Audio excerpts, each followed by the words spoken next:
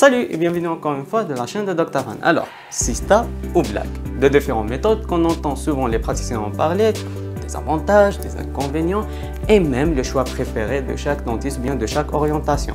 Donc dans cette vidéo, on va essayer de décortiquer chaque classification, de bien connaître les raisons pour lesquelles elle existe et même finir par une comparaison qui va nous aider à bien les comprendre et même assimiler les différences. Bien sûr, cette vidéo n'est considérée que comme une guide pour vous aider à bien assimiler vos cours, mais elle seule n'est pas suffisante pour la révision à vos examens. Sinon, without further ado, prenez vos blocs-notes et allons-y!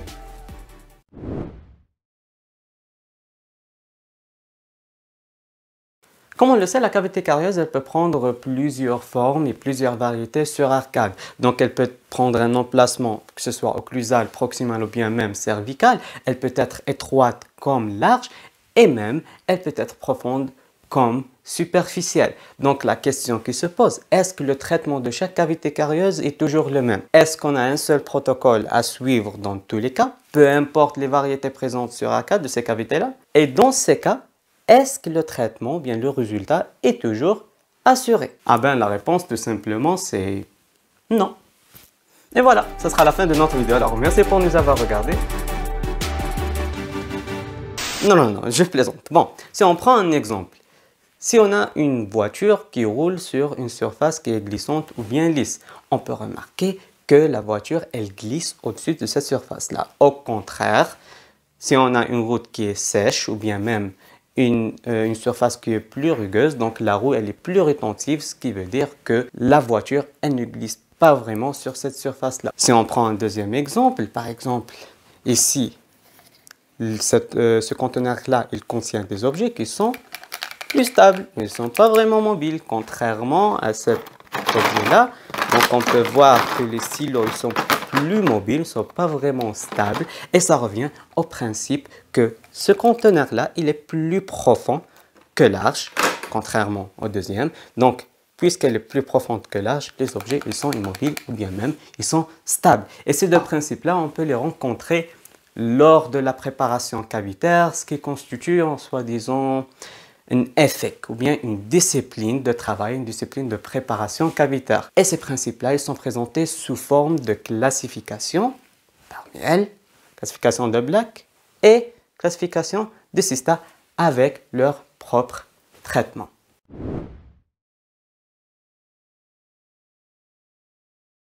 Black a publié une classification des cavités carieuses en relation avec leur situation sur la dent. Il a défini quelques paramètres de travail.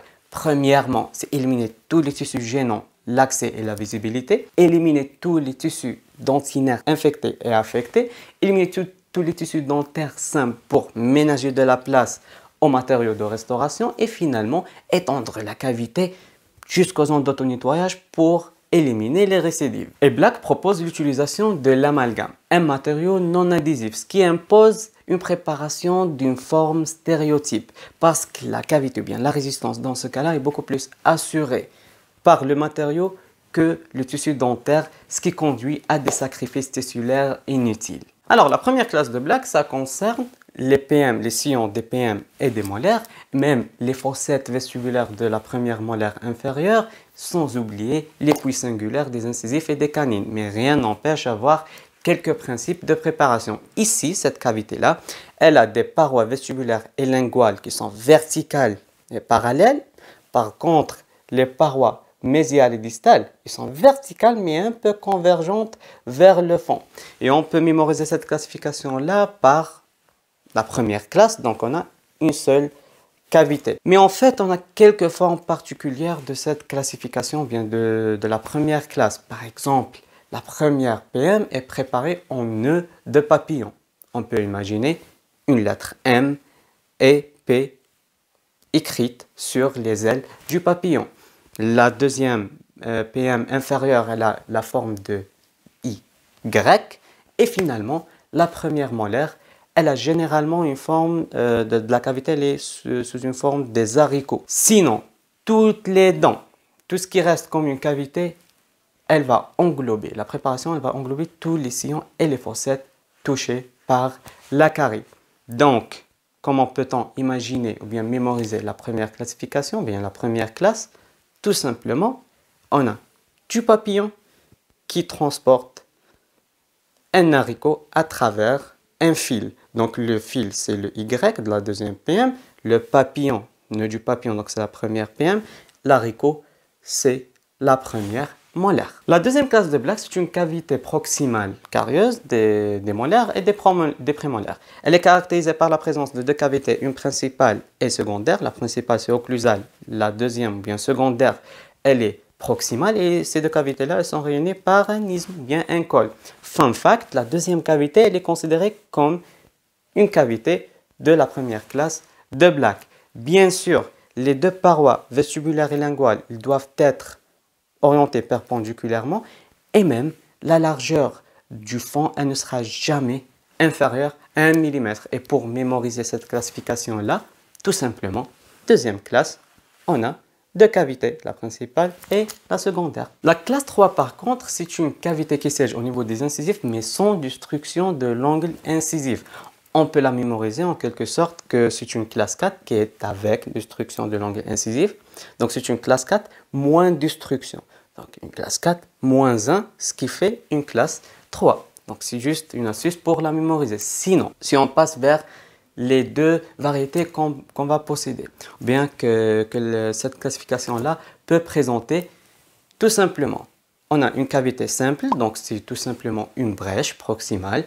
Elle va prendre la forme générale d'un triangle et la portion vestibulaire est généralement sauvegardée. Par contre, dans le cas de la présence d'une cavité collatérale, donc c'est une brèche proximale avec une queue d'aronde palatine, elle va permettre l'entrée des instruments et ces deux cavités-là, elles vont être reliées par un isthme. Et la classe 4, comme on vient de le dire, c'est tout simplement une cavité qui siège au niveau des incisifs avec la présence ou bien avec la destruction de l'angle incisif. Comment peut-on la mémoriser? C'est tout simplement classe 4, on a 4 incisifs, donc c'est une classe des incisifs, une classe 4. Ce qu'il faut savoir, c'est que elle peut être le résultat de la destruction, bien de l'évolution d'une classe 3, ce qui fait elle a détruit, la carrière a détruit l'angle incisif, ou bien même un accident lors de la préparation de la classe 3. Mais ce qu'il faut retenir dans tout ça, c'est que lors du traitement de cette cavité-là, ou bien de cette classe, on peut recourir à l'utilisation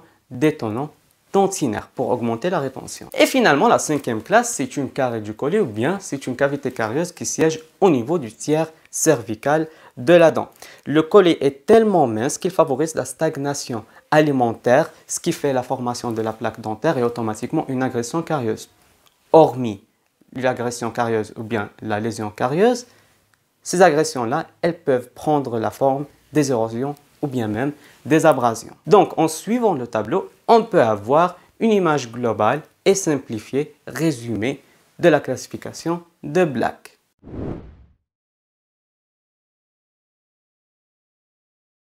La classification SISTA, c'est en fonction du site, si, stade, sta. Donc, c'est une option thérapeutique de la dentisterie conservative. Elle dépend généralement du concept biologique qui est l'économie tissulaire. Donc, on va essayer de conserver au maximum les tissus dentinaires. C'est le premier principe biologique. Et deuxièmement, le principe mécanique que représentent les systèmes adhésifs qui vont assurer une résistance et même une protection du complexe pulpodentinaire. Et finalement, la biointégration qui est tout simplement l'utilisation des agents préventifs et même des techniques qui sont non agressives automatiquement. On a 3 sites et 5 stades. Donc le premier site, c'est occlusal, deuxième site proximal, troisième site, c'est cervical. Donc 1, 2, 3. Par contre, les stades, on a 5, de 0 à 4. Stade 0, c'est le stade réversible. C'est tout simplement une lésion superficielle mais sans cavitation. Elle se manifeste cliniquement par une modification localisée de la coloration. Donc on a une opacité blanche ou bien même des taches brunes et une translucidité de l'émail. Par contre, radiologiquement, elle se manifeste par une lésion ponctuelle limitée à l'émail. Ce que vous allez remarquer le long de la citation de ces stades-là, c'est que la classification SISTA, elle propose un ordre croissant des cavités carieuses, soi-disant. Donc, plus le nombre du stade est grand, plus la lésion est profonde et plus les dégâts sont plus importants aux dépens des parois. En passant vers le stade numéro 1 de la classification CISTA, c'est une lésion débutante. Donc, on passe d'une lésion qui est superficielle sans cavitation à une lésion qui a ou bien qui présente une cavité. Ce qui fait que cette lésion-là, c'est tout simplement que la lésion carieuse, elle franchit la jonction amylodontinaire, mais sans dépasser le tiers externe. Donc, cliniquement, elle se manifeste par une modification de la couleur de l'émail, la présence d'ombre gris, mais surtout la rugosité de l'émail au sondage. Radiologiquement, bien par radiographie, on peut noter la présence d'une lésion carieuse le long de toute l'épaisseur de l'émail. Donc, d'une cavité ou bien d'une lésion superficielle sans cavitation à une lésion soi-disant de l'émail avec une cavitation jusqu'à la jonction amylodontinaire. Et du stade de la lésion débutante, on va passer vers la lésion d'étendue modérée, c'est le stade numéro 2. Donc ici, la lésion carieuse a franchi le tiers médian, contrairement au stade numéro 1 qui a franchi le tiers externe, mais sans fragiliser les structures cuspidiennes. Donc cliniquement, on va noter une cavité amélaire localisée avec une rugosité au sondage encore une fois, mais c'est la radio qui va faire la différence.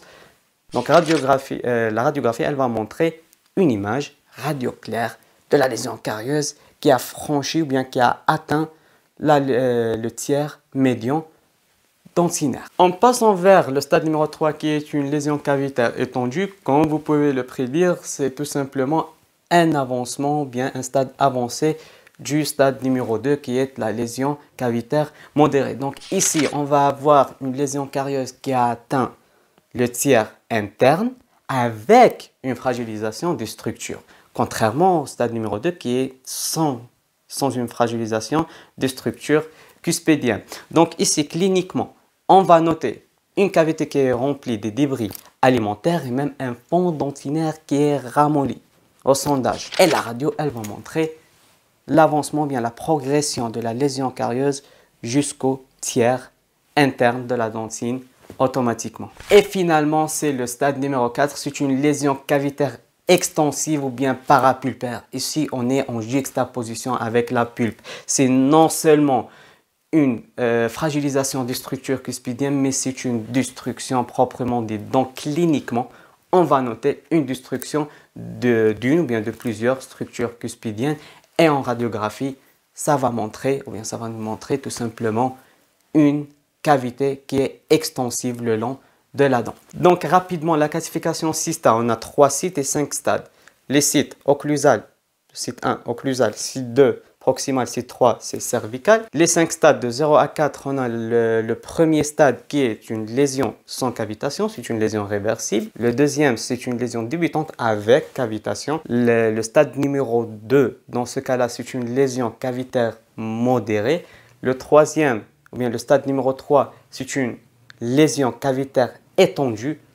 Et finalement, le stade numéro 4, c'est une lésion cavitaire extensive ou bien avec une destruction des structures cuspidiennes. Alors, je sais que c'est difficile de les mémoriser et même c'est un peu compliqué. C'est exactement pourquoi je vais vous proposer ces tableaux-là qui vont vous proposer toutes les informations nécessaires, tout ce qu'il faut savoir sur chaque classification, les formes cliniques de chaque classe et même le matériau à utiliser.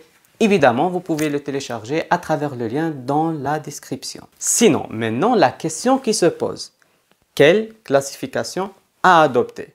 Ah ben, on va répondre à cette question-là à travers la comparaison, comme vous pouvez le voir. La classification CISTA est tellement détaillée et précise qu'elle est plus adaptée à l'établissement d'un diagnostic plus fiable. Et même l'utilisation des moyens ou bien des matériaux adhésifs nous a laissé ou bien nous a permis de délaisser les préparations complexes des cavités de Black et même la conservation maximale du tissu dentinaire, ce qui favorise notre approche en tant que praticien. Donc, quelle classification utiliser? The verdict is yours. Et voilà, cela fera la fin de notre vidéo. Alors, aujourd'hui, j'ai essayé de maintenir les choses à une simplicité radicale. Je me suis concentré seulement sur les formes cliniques dans le but de vous aider à les mémoriser beaucoup plus que les définir. Bien sûr, Si vous êtes intéressé par ce genre de contenu, n'hésitez pas à vous abonner dans la chaîne de Dr. Fan et même de laisser votre feedback parce qu'il y aura tant de choses à venir. Sinon, merci pour nous avoir regardés et à bientôt.